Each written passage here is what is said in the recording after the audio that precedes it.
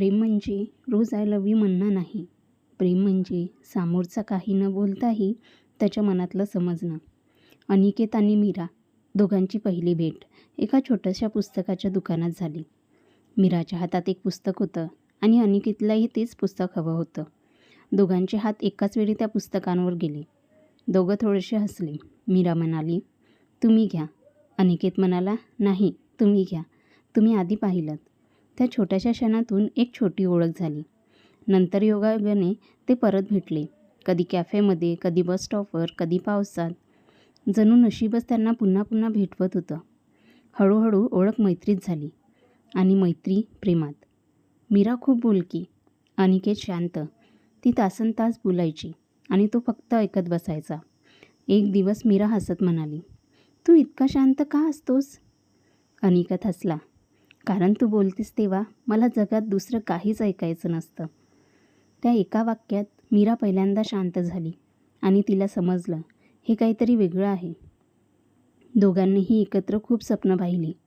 छोटंसं घर, खिडकीतले झाडं, संध्याकाळचा चहा आणि एकमेकांसोबतचं आयुष्य. पण जीवन सगळ्यांना सरळ रस्ता देत नाही. एक दिवस मीराला कळालं, तिच्या हृदयात एक गंभीर समस्या आहे. ऑपरेशन करावं लागणार होतं. धोका मोठा होता. मीरा घाबरली. तिने अनिकेतला दूर करायला सुरुवात केली. कॉल्स कमी, मेसेज कमी. अनिकेतनं विचारलं, काय झालं? ती म्हणाली, आपण इथेच थांबूया.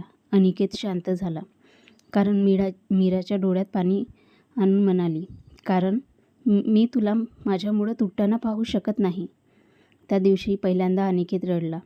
तो तिच्याजवळ गेला आणि म्हणाला, मीरा, प्रेम ते नसतं जे सगळं ठीक असताना सोबत असतं. प्रेम ते असतं जे वाईट काळातही वाईट वेळेतही हात सोडत नाही. मीराचे डोळे भरले. ऑपरेशनचा दिवस आला. मीरा आत गेली. अनिकेत बाहेर बसला. 6 तास तो तिथून हललाच नाही. ना पाणी, ना फोन, फक्त एक प्रार्थना, देवा, तिचं आयुष्य मला दे, पण ती परत येऊ दे. माझं आयुष्य तिला दे, पण ती परत येऊ दे.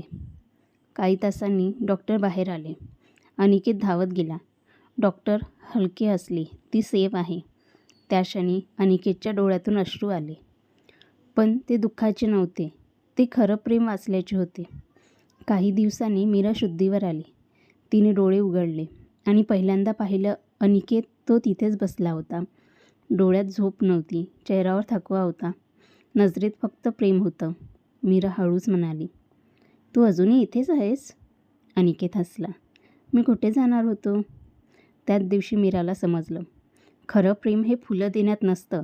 खरं प्रेम हे रात्रीभर जागण्यात असतं. खरं प्रेम मोठ्यांना प्रॉमिसमध्ये नसतं. ते असतं मी आहे या छोट्या शब्दात. आजही मीरा कधी कधी अनिकेतला विचारते, तू माझ्यावर इतकं प्रेम का